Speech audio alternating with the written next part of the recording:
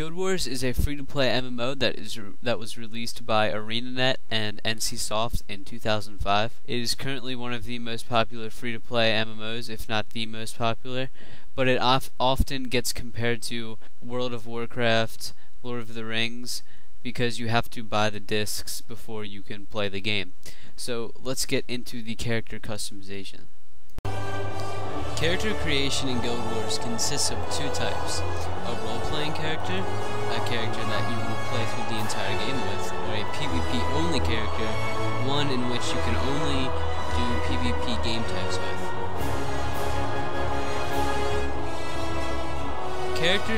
There's 6 main characters in Guild Wars: the Warrior, Ranger, Monk, Necromancer, Mesmer, and Elementalist. There's 2 extra classes added to each extra campaign. Factions, it's Ritualist and Assassin. Nightfall, it's Dervish and Paragon. As far as customization, Guild Wars has a choice between male and female. The genders are not locked, and there are a decent amount of hairstyles and facial features and hair colors.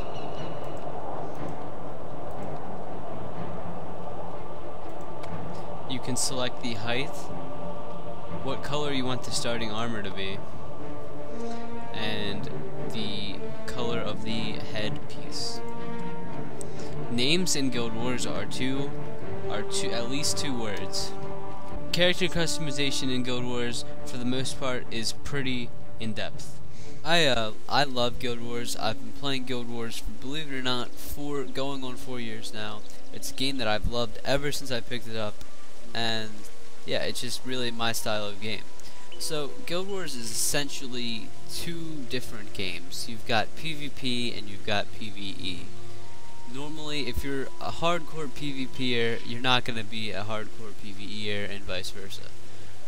I love PvE. I actually have an entire YouTube channel dedicated to it, which I'll put a link in the sidebar. It's called GW Farm Data. And basically, PvEers like to go out into an area and farm bosses or farm mobs and collect the items that this mob or boss drops, whether that be gold or a special item that they're looking for or whatever. And then PvPers are people who love pretty much a competitive style game.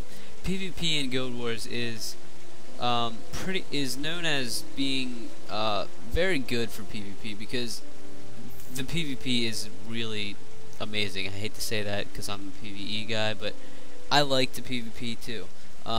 There's a couple different styles of PvP. There's GVG, which is Guild vs. Guild, and that's an 8-man versus an 8-man team, and those teams are organized on Vent, and you're pretty much on a team, and you go on a playing schedule, and it's really kind of for competitive people who are into moving up in ladders, because there's an entire guild ladder, and it's pretty much for competitive people, because I've tried GVG before, and I've gone into Vents, and it's intense. People are yelling at each other, it's crazy. And then there's RA, which is Random Arenas, and that's for more of casual PvPers like myself, where you pretty much get paired up with a random team, and you go 4 versus 4, 4 players versus 4 players, and you just kind of battle each other, and it's all random. And then there's a new style which is called Codex Arena, and that's more of a structured 4 versus 4, and you can only use skills that are available today. So every day they update what skills you can use for Codex. And then there's one more, it's called HA, Hero's Ascent, and that's another pretty hardcore style of PvP. Usually it's 8-man versus 8-man, and the teams are usually structured on Vent, and they have a certain type of playing style that they do and strategy. Guild Wars is pretty unique because, as you can see right now, I'm in a town, and you can see there's quite a few people around here. This town's actually kind of empty, and the game is essentially broken up into towns and outposts, where you gather your party, you talk to people, you sell your items in towns and outposts, and then when you're ready to go out and fight and beat the campaign, you go out with a party. And you can either party with real people, or you can add henchmen over here. You can add a henchman to your party and they will fight with you. Or if you have the Nightfall campaign or the Eye of the North expansion, you can add heroes. And these heroes they're kind of advanced henchmen, they're way better than henchmen. You can mess with their skill bar, you can give them your own skills, and they're way better than henchmen. But you have to have the Nightfall campaign or the Eye of the North expansion. And that leads me to that point. This game is based around 3 campaigns which you can buy. Now the price has dropped to about $30 for all of them, and then $10 for the Eye of the North expansion. And there's Prophecies, which is the first campaign. There's Factions, the second one, and Nightfall, the third one. And then the newest one is the Eye of the North expansion. And each expansion has their own classes and skills and heroes and henchmen, and it's pretty cool how they all tie together. But the game is really different compared to other games because other games, like if you were playing WoW, you wouldn't have this little portal and you just go into an area and there'd be other people fighting along with you, fighting monsters with you. But in this game you construct a party, you go out here and you fight. And it's just, some people love that, some people hate it. Some people say, oh, I hate Guild Wars because it's not like WoW, you can't go out and fight with other people. And then some people love it because it's really strategic. You get a party together, you do missions, you go out and farm areas, and it's just, that's the way you do it. I personally like it, but I like the WoW style too. Yeah, it's just pretty much all preference. Alright guys, so let's go out and fight some monsters, fight some NPCs. Like I went over earlier, I won't see real people out here because they're not in my party. They are just, I'm by myself. So, that's why I only see my party member. And the skill system in Guild Wars is pretty unique.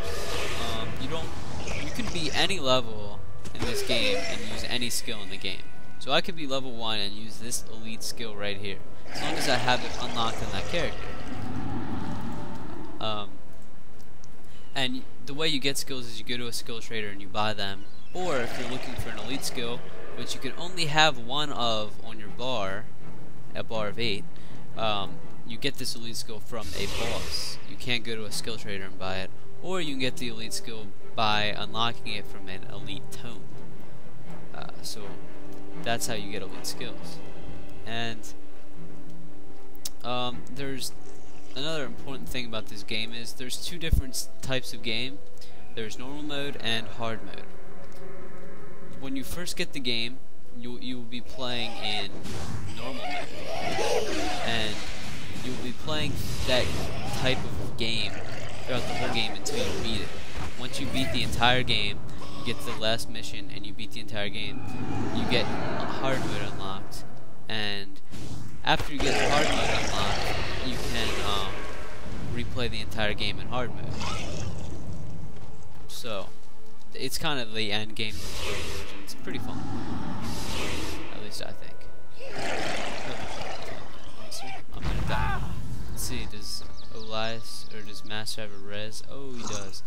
Alright, so I died here, and as you can see I have death penalty, and every time you die you get a death penalty, and the way you get rid of that death penalty is either going to an outpost or killing some more monsters. So that's pretty much it for this review.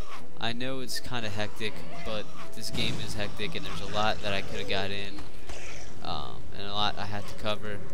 But thanks guys, don't forget to check out my new blog, mmogameplay.wordpress.com. And if you're interested in this game, check out my Guild Wars channel, GW Farm Data, and there's a ton of videos on there. So thanks guys, and I'll see you in the next review.